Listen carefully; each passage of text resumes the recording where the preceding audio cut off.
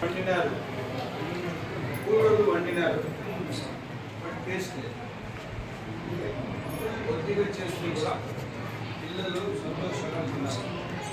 మీరు కోడిగుడ్డు ఏం చేసినారు, టమాటా తిరుగుబాటులను పెట్టారు, దాన్ని కూడా ఇది సరైన అంతా నేను విన్నాను.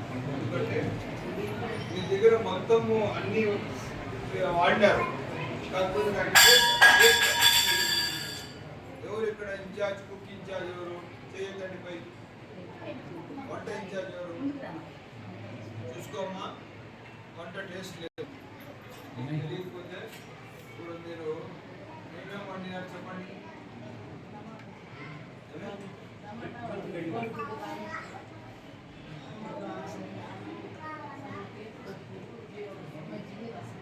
పప్పు టేస్ట్ కోడి గుడ్డు పెట్టిన తాళి కూడా టేస్ట్ రైస్ యథావిధిగా ఉంటుంది. అతని మీద అట్లా జరగదు. అన్నం కొద్దిగా మీకు కూరలు వండితే కూడా టేస్ట్ ఉండాలి. మీరు దానికి సరైన ఏం చేయాలి మీకు తెలియకపోతే మీరు బయట మీరు నేర్చుకున్నాడు. మీ ఇంట్లో కూడా మీ పిల్లలు కూడా మంచి అన్నంగా పెడతారు.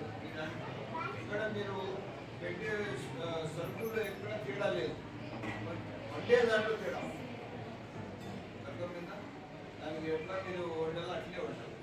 టేస్ట్ లేని అన్నం మీరు పెడితే ప్రయోజనం.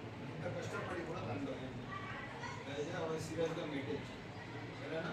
వెళ్ళిపోండి.